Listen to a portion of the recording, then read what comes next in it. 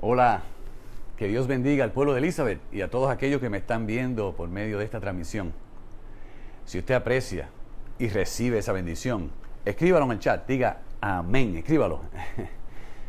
En esta ocasión quiero compartir con ustedes un tema edificador, un tema que nos reta, un tema que nos conmueve, un tema que nos llama hacia algo mayor.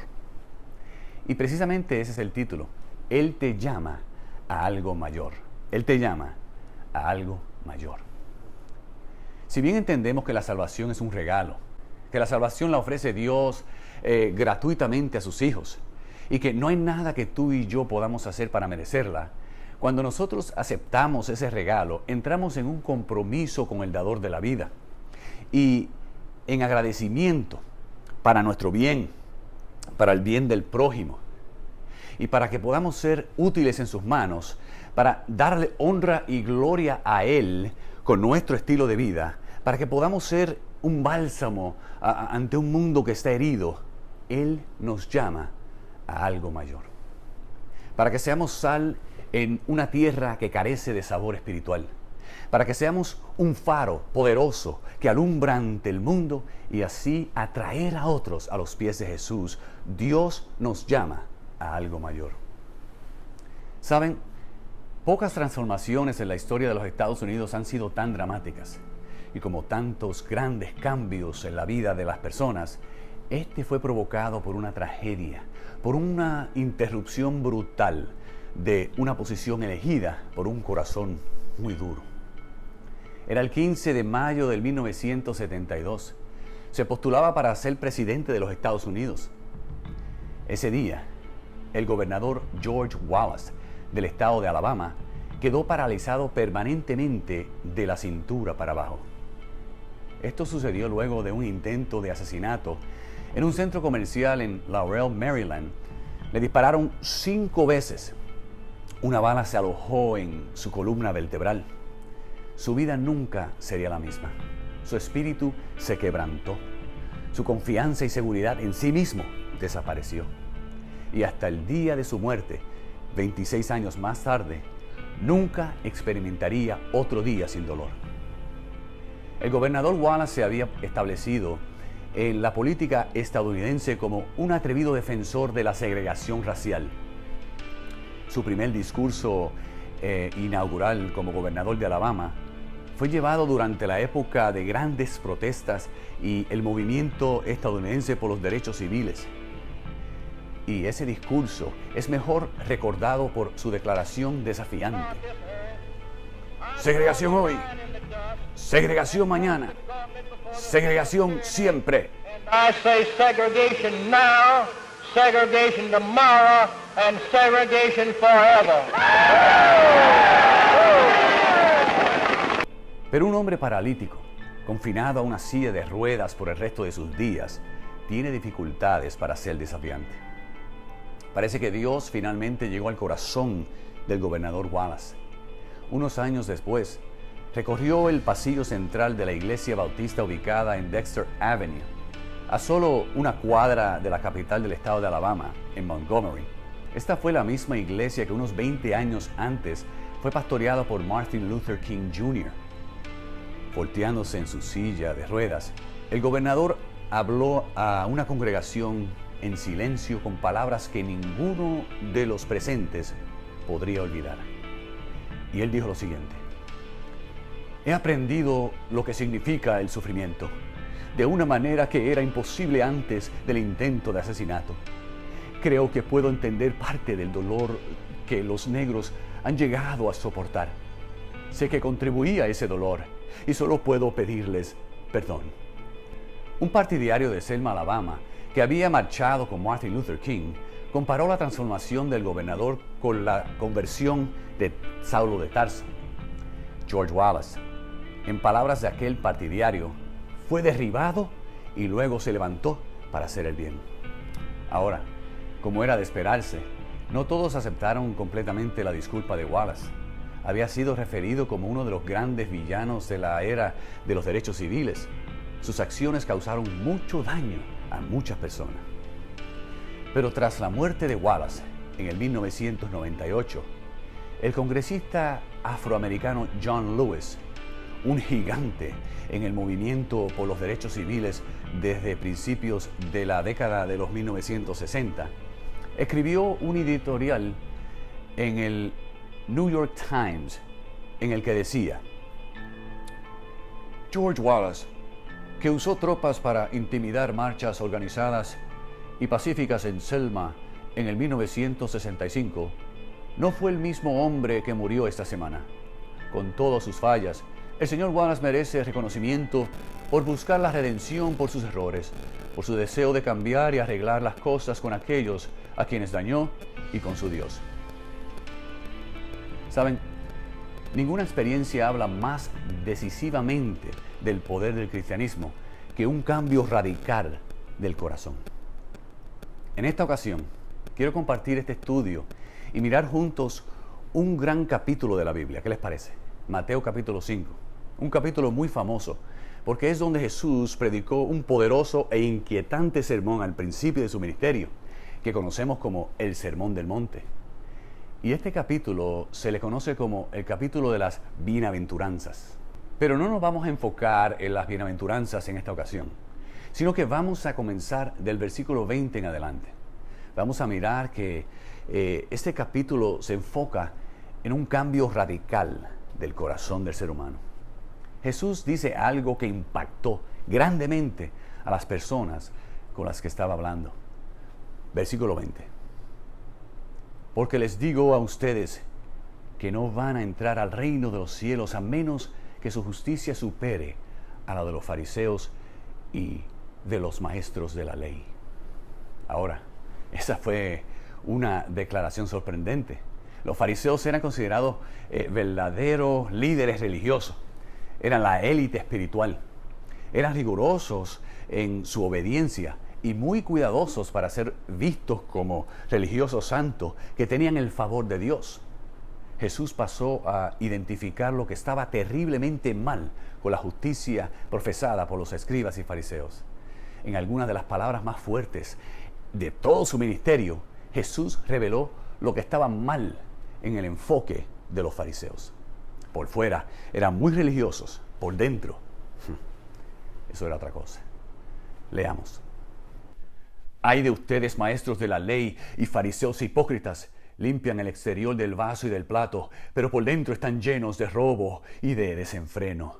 Fariseo ciego, limpia primero por dentro el vaso y el plato, y así quedará limpio también por fuera. Ay de ustedes, maestros de la ley y fariseos hipócritas, que son como sepulcros blanqueados, por fuera lucen hermosos, pero por dentro están llenos de huesos de muertos y de pudredumbre. Así también ustedes por fuera dan la impresión de ser justos, pero por dentro están llenos de hipocresía y de maldad. Así que esa es la justicia de los escribas y fariseos de la que Jesús estaba hablando. El tipo de comportamiento que no puede calificar a nadie para vivir en el reino celestial. Porque todo está en el exterior y nada en el interior. Ahora, es posible que hayas conocido a personas así. Tú o yo podríamos ser uno de ellos. Esta religión superficial de la que Jesús estaba advirtiendo era algo contra lo que los maestros del Antiguo Testamento habían advertido al pueblo de Israel durante cientos de años. 1000 años antes del tiempo de Jesús, el profeta Samuel advirtió al rey Saúl lo siguiente: ¿qué le agrada más al Señor? ¿Que se le ofrezcan holocaustos y sacrificios? ¿O que se obedezca lo que Él dice? El obedecer vale más que el sacrificio y el prestar atención más que la grasa de los carneros. Aproximadamente 700 años antes del nacimiento de Jesús, el profeta Isaías escribió lo siguiente: ¿de qué me sirven muchos sacrificios? Dice el Señor. Harto estoy de holocaustos de carneros y de la grasa de los animales engordados. La sangre de toros, corderos y cabras no me complacen.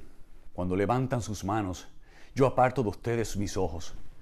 Aunque multipliquen sus oraciones, no las escucharé, pues tienen las manos llenas de sangre.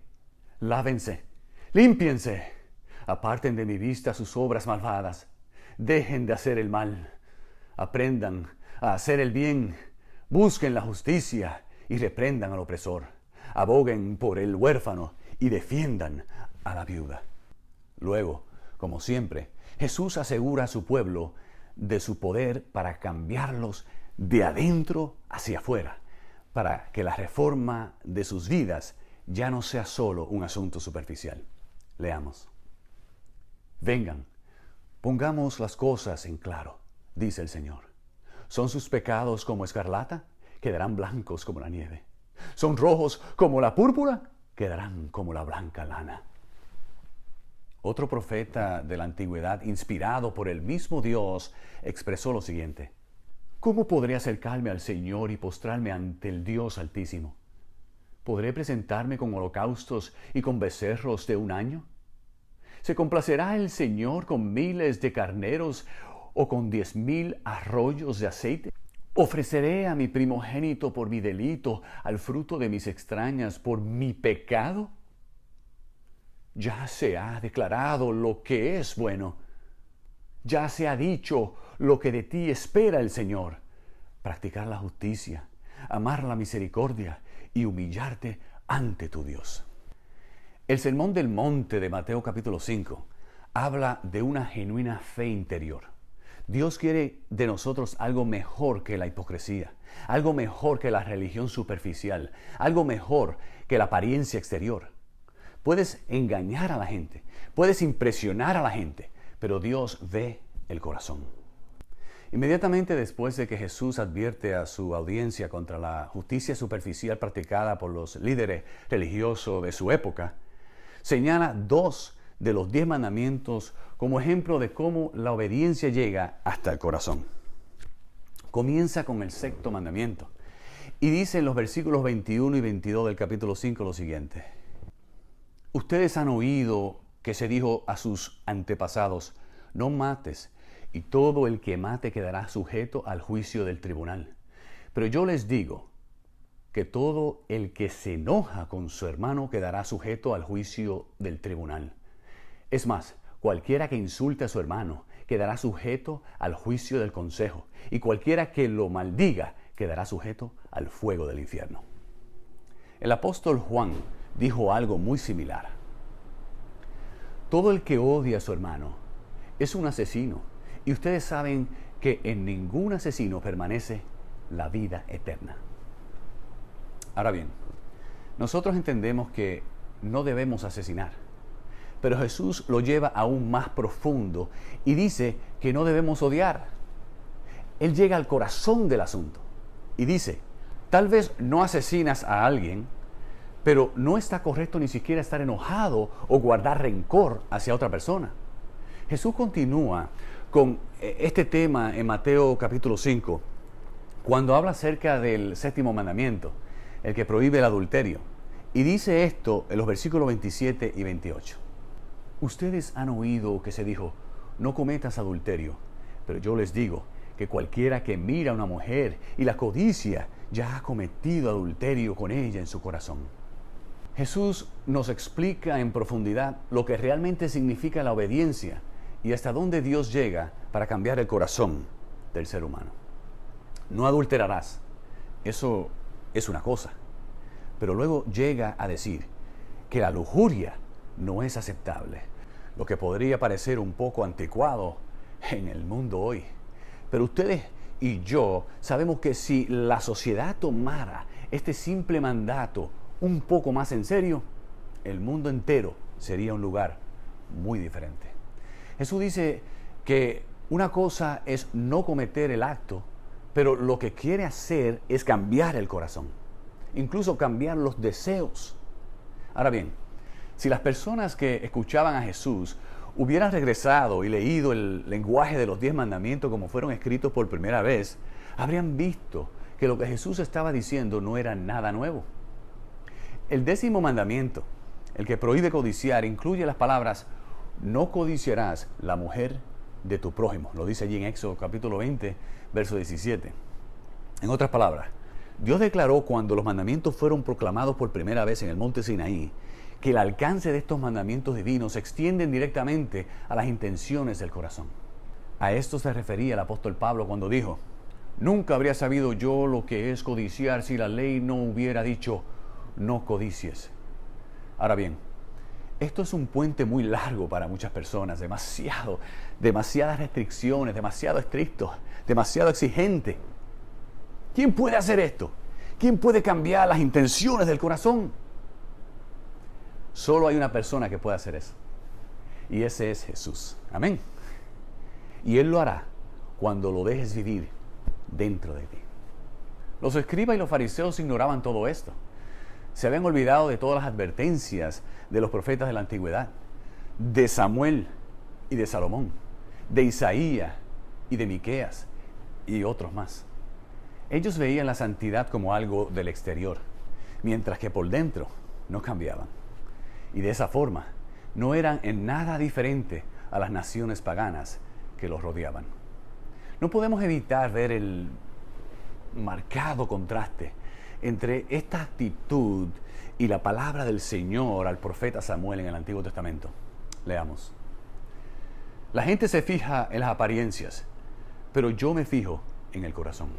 En otras palabras, en su práctica de la religión, el pueblo de Dios en el tiempo de Jesús se había vuelto increíblemente como los paganos a quienes despreciaban.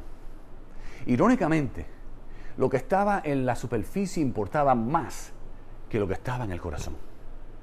El propósito de Jesús era hacer que la nación escogida volviera a los principios enunciados en el Antiguo Testamento y alejarla de esa religión de ostentación que había ocupado el lugar del corazón transformado. Es esta religión del corazón la que trae la verdadera conversión y hace posible lo que Jesús instó a continuación.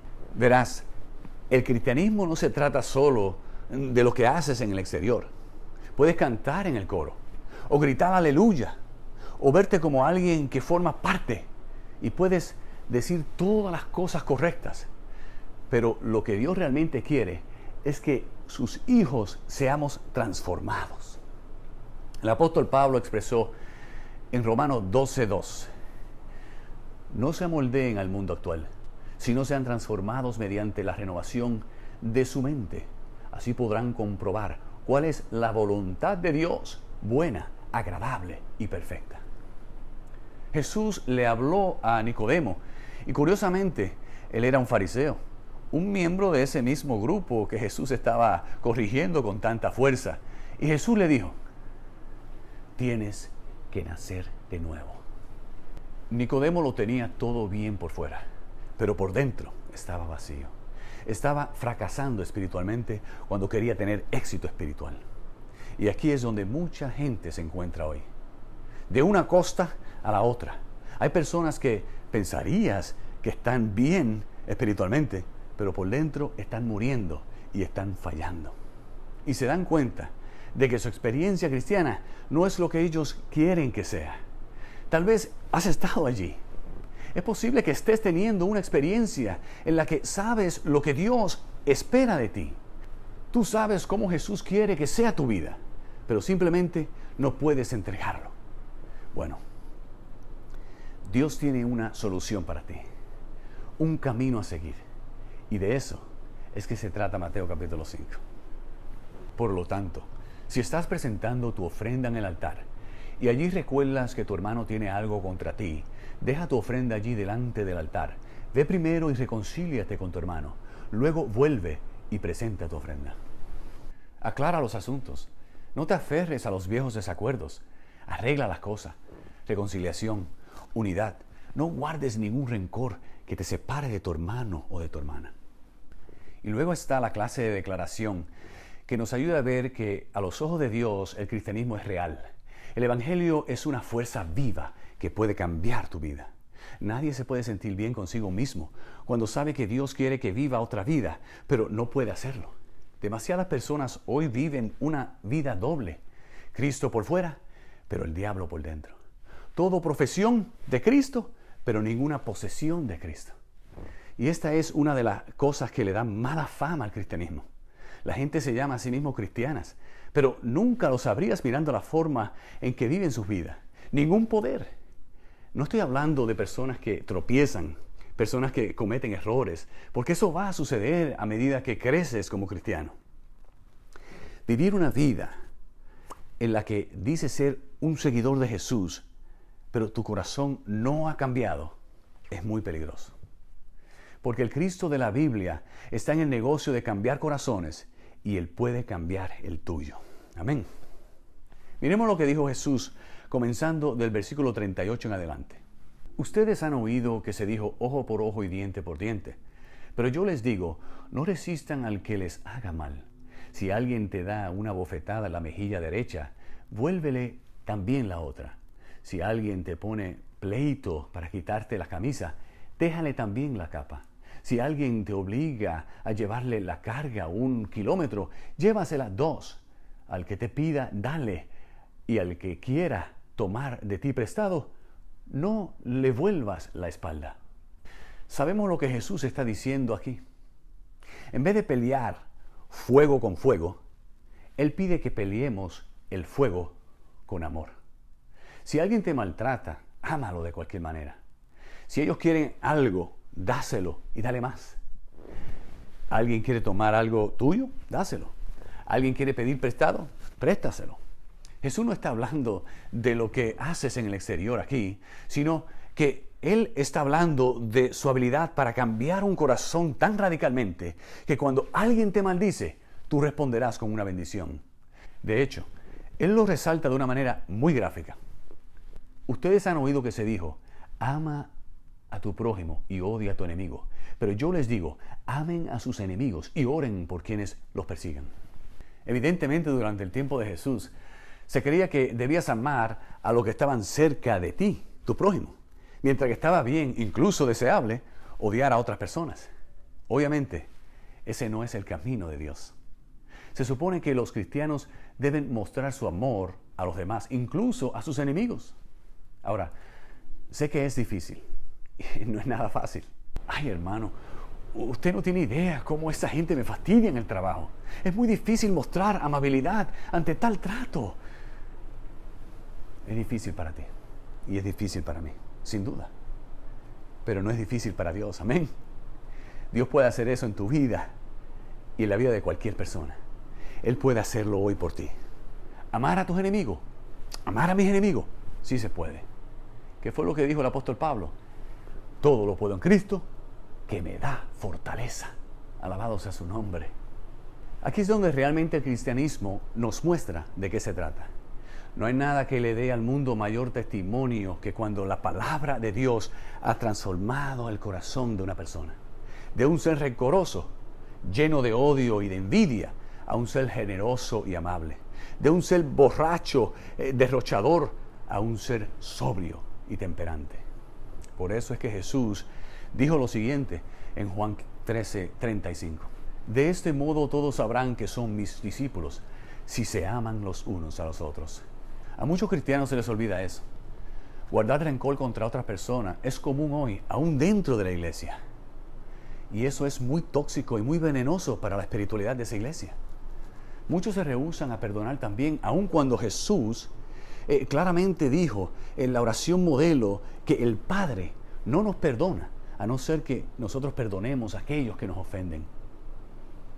Encontramos esposas y esposos, encontramos hermanos y hermanas, patrones del trabajo y sus empleados, compañeros de clases, estudiantes y maestros, guardando rencor y odio unos con otros por años y hasta décadas. Cuando Jesús dijo que nuestra justicia debe exceder la de los escribas y los fariseos, estaba diciendo que la justicia que tenemos tiene que venir de un corazón cambiado. Debe haber evidencia de una vida cambiada. Por supuesto, una persona podría mirar a alguien como el gobernador George Wallace, que hizo su carrera odiando a las personas de otra raza y animando a otros a hacer lo mismo, y encontrar difícil manifestar perdón o sentir otra cosa que no sea amargura y desprecio. Pero mirar a una persona y enfocarme en las fallas y faltas de esa persona es algo muy peligroso. La pregunta más importante es la que aborda lo que está pasando en tu corazón, no en el corazón de otra persona. El mensaje de Mateo capítulo 5 es que Dios puede cambiar cualquier corazón si se lo permites. Él todavía puede darnos la gracia de amar y perdonar a nuestros enemigos. Los historiadores aún debaten si George Wallace fue sincero en su pedido de perdón a aquellos que fueron agraviados tan terriblemente. Y eso es comprensible. ¿Fue sincero? Bueno, dejemos que Dios decida eso.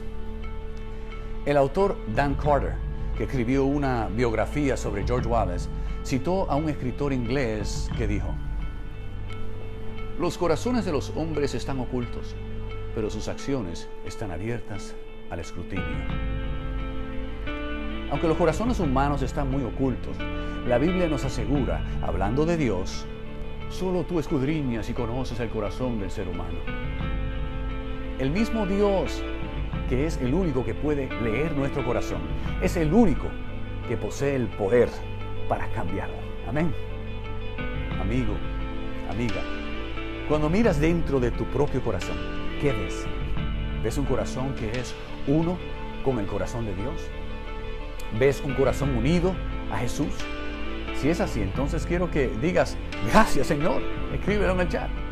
Pero si no es así, si miras en el interior y ves a un hipócrita, si miras en el interior y ves a alguien que solo está jugando un juego, dejándose llevar por las emociones, cuya práctica no refleja lo que profesa, entonces ahora mismo me gustaría que le pidiéramos juntos a Jesús que entre en nuestros corazones, porque Él nos llama a algo mayor.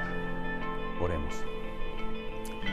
Padre nuestro que estás en el cielo, te alabamos y te damos gracias. Gracias por tu amor y gracias por tu misericordia. Gracias por tu palabra, Señor, que es una guía segura. Es esa palabra que nos amonesta, esa palabra que nos ayuda, esa palabra que nos transforma, esa palabra que es un bálsamo a nuestras vidas. Gracias por ella. En esta noche yo pido que tu Espíritu Santo trabaje en cada corazón, en cada vida que me ha escuchado, y que juntos tomemos una decisión a favor de tu reino. Que juntos tomemos la decisión de consagrarnos, de santificarnos en ti, porque solo en ti encontramos el poder para cambiar, para dejar las cosas que nos destruyen, para dejar las cosas que destruyen a otras personas, a nuestro prójimo. Ayúdanos, Padre, a tomar decisiones para que podamos ser de bendición a los demás. Ayúdanos, Padre, a tomar decisiones para que podamos ser canales y fuentes de bálsamo, de sanidad a un mundo que necesita tu amor, a un mundo que necesita el poder transformador de tu gracia. Gracias, Padre, porque tú escuchas nuestra oración, pero no es porque hay méritos buenos en mí, sino porque te lo pedimos en el nombre de aquel que es santo, justo y bueno, Cristo Jesús. Amén. Dios te bendiga.